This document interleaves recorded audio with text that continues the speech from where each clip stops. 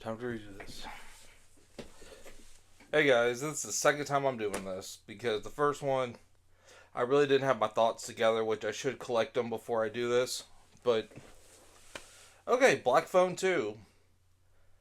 What did I think about the first one? Well, I thought the first one was pretty good. I rewatched it a couple days ago. I liked it better in the theater, but I still think it's good. The child actors are really good, which carries on into the second one, which they were very good. Hilarious that kids are cussing and all of that. Like the comedy in the first one hit, but it didn't. But it didn't go into the horror. You know, you had your comedy bits, but it didn't mix in with the horror. Ethan Hawke in the first one was so creepy as the grabber. Like it was amazing. Um, and it was very well shot with an interesting concept. Now I never read the short story that it was based on, so I don't know it was how well it was adapted or what was from the short story and what was created for the film. But overall, the first one's okay. Now going into the second one, I think I like this one better than the first one. Um, the kids return playing their same roles and they're great. The little girl, her cussing is so amazing. She calls somebody a cunt in this, and it's so hilarious. Like there's the religious person that's holier than now, and she calls her cunt at one point. Like it is hilarious. But the plot is that like the script is flipped. The first one was more focused on the brother and being kidnapped by the grabber. The sister was involved with the first movie because her dreams led them to save her brother. But this time around, we're more focused on the sister character whose dreams are becoming more real and they're overtaking her. And they go to the summer camp that she dreamed about that her mother went to try and get closer to the grabber so they can destroy him. And the grabber does go into her dreams, kind of like a Freddy Krueger, but I think it's a good homage to what Freddy Krueger is because you can't think of a dream demon without thinking of Freddy Krueger. It was kind of like that movie Bad Dreams. Like, yeah, it was good, but like you could see a better movie with The Nightmare on Elm Street. But this one does its own little thing with it. Yeah, she gets hurt and it comes in real life, and like the actions in the dream do happen in real life. But I mean, how else are you gonna do that plot? And um, yeah, it's very good. I love the setting of the place. The setting's really cool. A winter summer camp setting, fantastic. Like I've always wanted a Friday the 13th movie, like at the summer camp. Like what does Jason do during the winter? Because people stay at campsites in the winter. I mean, it's not. I don't think it's that uncommon because people own those cabins, you know. So I mean, Jason's still doing his thing in the winter probably, but the setting really leads to great atmosphere that because it's really secluded and there is a payphone. They say it's broken, but you know Finn can get in there and talk to him and all that stuff. Which leads to some cool scenes because the movie. I don't want to give too much away. I try not to do that here.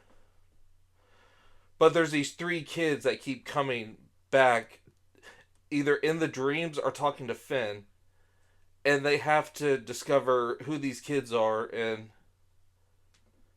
all of that. And also you get to know a little bit more about Ethan Hawke's character as the grabber, which the last movie I saw in theater was The Strangers 2, and they gave a shit backstory to villains. But this one it didn't give a lot of like, I'm not going to say what it was, but they're not going to give a lot of background to the grabber. But what you get and what you figure out that the grabber did to this family, even before Finn was kidnapped, was done very well. And it doesn't ruin the character. If anything, it makes him more diabolical. And that's a way you give backstory to a villain versus, just a messed up childhood kind of deal, like a white trash family and blah blah blah. So they did very well on that. At the very end, like there's ice skating in it, which is a total homage to the '82 movie Curtains. And if it's not an homage to that, then that's a huge coincidence because it's kind of shot in the same slow motion kind of deal. And the villains both have weapons, which in Curtains it was a hand scythe, and then in here it's an axe, and it's good. I had a blast with this movie, and also there was a cool thing I wanted to mention this. Um, when the girl is dreaming, she the film turns into like a grainy 16 millimeter filter on it. So like you could tell the difference between the real world and the dream world. And I thought that was done very well. I've always kind of thought Nightmare on Elm Street could have benefited from the dreams looking more like a dream, kind of like in the first movie. Like there was this weird haze about it, and you could tell it was the dream world. That I think the sequels did not do as often. But they did a very good job with that. It wasn't distracting or anything. It was actually very stylistic, and I enjoyed that. Um, Ethan Hawke again is great. He's just so disgusting in this, and it's it's just weird seeing Ethan Hawke play this character. Like it really is, but he does a damn good job. One thing I kind of wish I saw more, and you see this kind of at the end with the blood on the ice, but I wanted to see more blood in the snow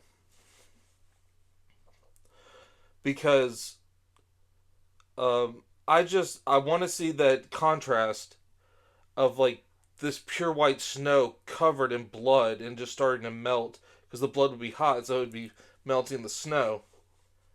I've always wanted to see that, and there's been a few movies that do that, but not enough that really stand out. So I really want to see that concept be brought to life more. Um, my favorite scene in the movie is when the sister is dreaming, and this is when Ethan Hawke finally comes into the picture and starts um, hurting her, and like she's being thrown around. Like she gets hit with an axe. She's slamming on the beds, and it's so good. And like, and there was another scene before that in the kitchen.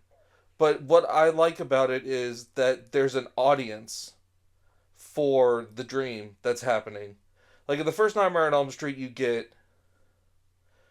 with Tina, you get Rod that sees this happen. But and then in Nightmare 3, you get the guy with the veins being a puppet, and that has an audience. But for the most part, Freddy never did a huge public spectacle unless you count part two, but most people don't. But a lot of the kills he does in the dream is just by themselves. But I always was like, why doesn't he do it publicly? Because that could spread fear. And I like that in this one, the dream sequences where she is being attacked, it has an audience. Because you get to see their reactions to whatever the hell is going on with this dream. And it's cool seeing, like, the dream filter and then go into real life and just slowly, like, she falls in the ice water at one point. Slowly her body starts freezing in the real world. Like, it's done really well. And again, they have an audience for, like, everything. So it's their reactions too that really sell the scene. And yeah, it overall it was a good movie. If you like the first one, I don't think this would taint the first one for you. I really don't. And if you were kind of on the edge about the first one, I think this is a different twist to it. It's not the same movie done again, which is good. They kind of went a little crazy with it and did their own thing, which is probably the best move they could have made. Because if they try to redo the first one again, but just bigger or whatever, it probably wouldn't have turned out as standoutish. Wouldn't have been as creative. So overall, I think this is definitely one you need to go check out in the theater. Um, it was a good time. It was a lot better than Strangers 2. So I had a better experience this time around in the theater. So go check it out. Now I know I promised you guys on the last one that me and Jake were gonna film today on Sunday. Well, that guy lost power and um, couldn't watch the last movie. So hopefully we get to film on Tuesday because I'm off Monday, but Monday I'm going to be filming the next Boxer tape. So I'll see what happens. It is happening. It's just slower than expected. But you'll at least get, including this video, you'll at least get 2 videos this week. Maybe 3. But we'll have to see. Alright, guys. See you next time.